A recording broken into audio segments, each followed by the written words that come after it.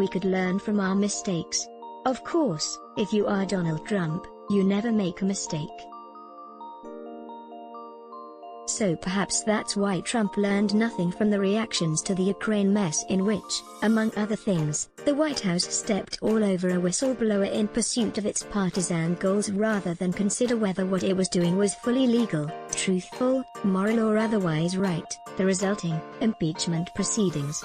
Advertisement. That lesson might have tempered news of another whistleblower. This time it's a senior Department of Homeland Security official. He filed a formal complaint that he had been pressured by his bosses to suppress facts in intelligence reports that Trump might find objectionable. These included information to be shared with law enforcement nationally about Russian interference in the election and the rising threat posed by white supremacists. The whistleblower is Brian J. Murphy, formerly Principal Deputy Undersecretary in the Office of Intelligence and Analysis. He says Chad Wolf, Ken Cuccinelli and others at the top of his department wanted him to alter intelligence reports so they would reflect administration policy goals. Murphy said he was demoted for refusing to go along with the changes and for filing confidential complaints about the incident to his departmental inspector general. Advertisement. As it stands, the reported issue was never formally adopted, either as original or altered. Americans are no safer than they were before this incident, and, as with Ukraine, the substantive issues are thrust aside to come down on a guy for trying to do the right thing. We even have a congressional chapter to play out, likely futilely, once again. And, importantly, we have another plank in the proof that Trump bends intelligence to his political needs. Threats to public safety. Advertisement. That report was an assessment of threats facing the country, including in Portland and other U.S. cities. As written by Murphy, it nails Russian operatives trying to wheedle their way into elections and highly organized right-wing white supremacy groups as fomenting domestic troubles. Advertisement. DHS top brass wanted the report toned down on both counts, because they do not comport with Trump's campaign talking points. Yet Chad Wolf, acting DHS secretary, said he had hesitations about the information as presented. Coincidentally or not, Wolf finally has been nominated for confirmation as DHS secretary and would face questions about this. Threat. Adam Schiff, chairman of the House Intelligence Committee. This is a rerun of earlier attempts to rewrite intelligence to fit Trump's partisan politics. He vowed a congressional deposition or more as part of looking into the federal response to Portland's violence this summer. Murphy said that he was directed by Cuccinelli, acting deputy DHS secretary, to modify the report to make the threat posed by white supremacists less severe. He was told to play up the threat posed by left-wing groups, a point that reflects what we repeatedly hear from candidate Trump. Murphy refused and was taken off the project. Advertisement. Further, while Murphy said he had consistently reported on Russian disinformation efforts, Wolf told him to hold back any reports on Russian election interference because they made the president look bad, according to the complaint.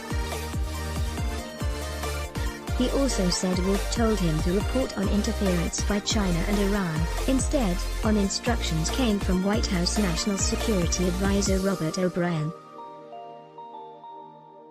Murphy said no and was out. Indeed, Murphy has found himself here before, under pressure from previous DHS Secretary Kirstjen Nielsen to overstate the presence of armed militants and gang members among immigrants approaching the border. As it happens, Microsoft reports that even the lean the White House is giving is incorrect. Contrary to an assessment by John Ratcliffe, Director of National Intelligence last month, that China preferred Biden, Microsoft found that Chinese hackers have been attacking the private email accounts of Biden's campaign staff and others. Only one of the Chinese targets detected by Microsoft was affiliated with the Trump camp. Advertisement. What have we wrought? To me, it sounds like Ukraine all over again, with different subject matter. We ask for professionals to assess a situation. Then we ignore the threat they discuss, and, worse, trash them for standing by their assessment. And the doctored report gets leaked to the public. When I go to the doctor, I do it to gain a professional opinion and possible remedy, not to confirm that I am youthful and athletic.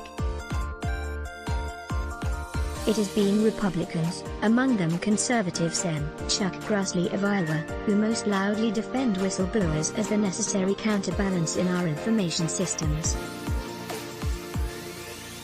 Should Joe Biden win, be assured whistleblowers will be high on the agenda as sources of information for Republicans. Advertisement. Yet Trump has a pattern of throwing out the inspectors general and the whistleblowers with the partisan bath of information that does not reflect his opinions. In the end, this is not about Trump, except for his insistence on distancing himself from social truths that he will not recognize, from coronavirus effects to racism to healthcare and immigration. It is about respect for drawing out inconvenient truths that we should be addressing. Like Murphy or not, the question here is whether we are doing anything about Russian interference and the continuing rise of armed white supremacists. The unfortunate answer seems to be no, because of whatever drives White House adoration of Russia and the political need to create a left-wing conspiracy of violence. We are neither safer nor more trusting in government as a result. America is not great in this. Let's block ads. Why? Show your love for him. Click the link in description. Thanks for watching.